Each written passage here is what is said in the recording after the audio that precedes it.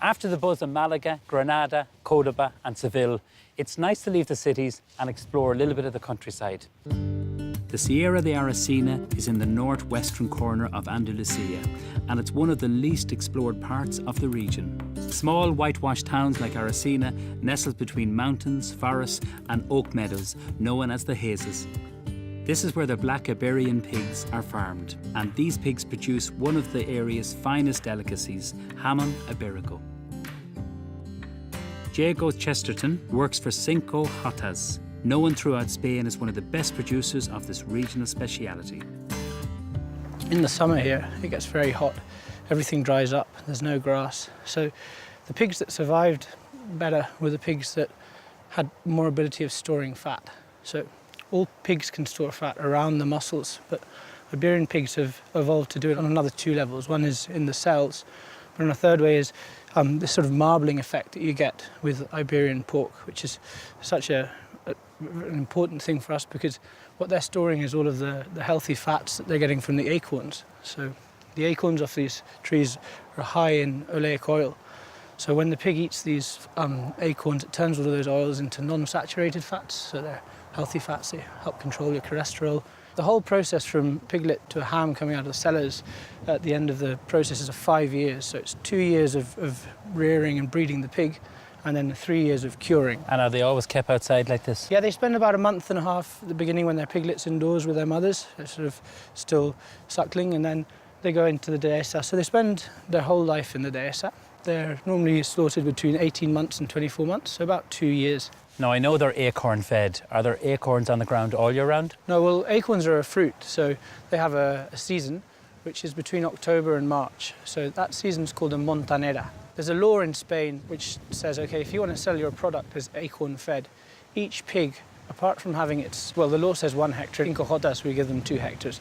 But the other rule that they have is that each pig, before it comes to abattoir, must spend at least 2 months in the montanera season. The reason is that a pig renews its fat roughly in 60 days. So if we're giving it 2 months, we know that all of the fat that it's stored comes from pasture and acorns. In Cinco Jotas, we give them 3 months just to give them that extra little bit of time to make sure. So during that montanera season, they're going to eat about 12 kilos a day of acorns. That's a lot. It's a lot. Once the big pigs have gone to the abattoir, he's got next year's piglets who come through and they're going to hoover up all the leftovers.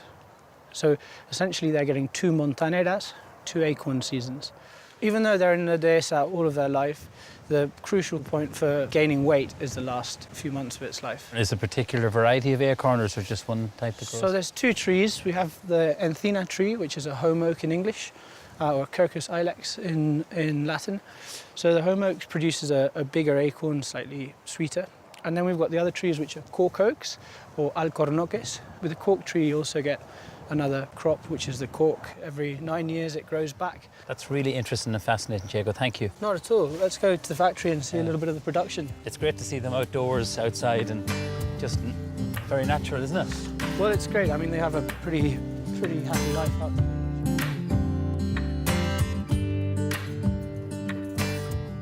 The company started in 1879, but the building that we're in right now is 1910.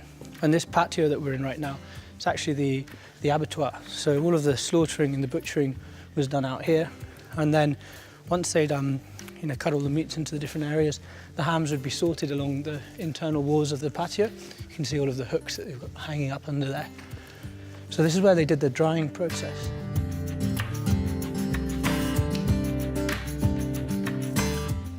So now we're in one of the curing cellars. So before the hams make it down here first, the hams get chilled for 24 hours. They have to be brought down to roughly 1 degree. Once the fat's set, then what we do is the profiling. So what does profiling mean? Profiling is essentially removing the fat. The pig has quite an excessive layer of fat around the ham, and the profiler has to inspect that ham by touch and by sight and see how much fat the ham's going to need to cure properly. So if he takes too much off it, the ham's going to end up drying out. If he leaves too much on, it's not going to cure properly. So once we finish with the profiling, we're going to weigh the hams, put them in salt for 1 day per kilo. Once we've finished with the salting, we wash them, we then take them out and we start the drying process. And what's the difference between the drying process and the curing process? The drying process is the first 6 to 10 months. Essentially, all we have is a fresh piece of meat with a tiny bit of salt on the surface. We want the temperatures to slowly rise like they do through spring all the way through till the end of the summer. And then at the end of the summer, the hams have lost most of that moisture, most of that water, and that's when we can now take them downstairs into the cellar, because once you've taken that water out and you've replaced it with salt, we can then finish the hams off down here, where they're going to spend another 3 years curing.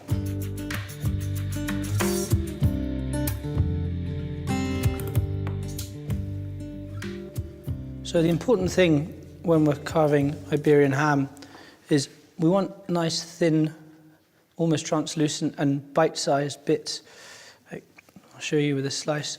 If you hold it up to the light, you can almost see the knife, well, you can see the knife through it. It's important that you feel how it melts just with the temperature of your hands. You can see the marbling too. All the marbling, you get all that, the oleic oils, which come from all of those acorns. And what wine would you serve at this? Well, we always recommend that you serve a nice cold, dry white sherry, obviously, because sherry has no tannins and it's not going to influence the flavour of the ham at all. So it's not going to mask those rich and sweet flavours that you're getting from this Iberian ham.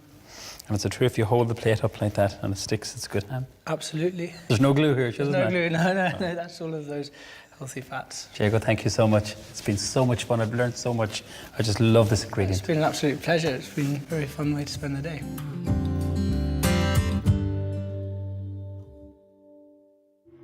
The town of Aracena is well known for its grottos of wonder, a network of caves underneath the castle that were discovered in the late 19th century and opened to the public in 1914. They were Spain's first tourist caves, and they continue to attract large numbers of visitors. This is the most typical formations. As you know, the stalactite is growing from the ceiling, the stalagmite is growing from the floor, and when it joins, form a column. The main mineral of the formations is calcium carbonate, and the growth is very, very slow. It's between 1 millimeter to 1 centimeter only for 100 years. So it's very important, don't touch the formations, because the oil natural of our hands stop the growth. So the stalactite comes down, stalagmite goes up, and it's the little droplets. So what is the stone here? The stone of the mountain is marble, and the calcium carbonate is the main mineral of the formations.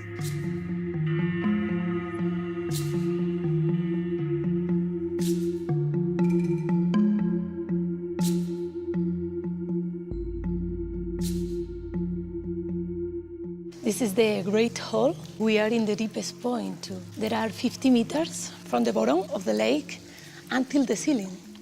And there are 50 meters more on the top. Did you see the castle? Yes. We are below the castle. So from the bottom of the lake to the castle, it's 100 meters. Yes. And here you can see the different colors on the formations. The red color is according to another minerals or impurities, mainly iron and clay. If you see green color on the formations, you can see algae. Algae eat calcium carbonate, so they are the biggest problem for the conservations. It's necessary to turn on the light as we go on. So as you go through each hall or cave, you have to switch off the lights because the algae, they will eat the calcium. Yes. Yeah. How many visitors do you get here now? It's around 150,000 visitors every year. It's very impressive, and when you think that the castle is just above us, Yes, it's very impressive. spectacular.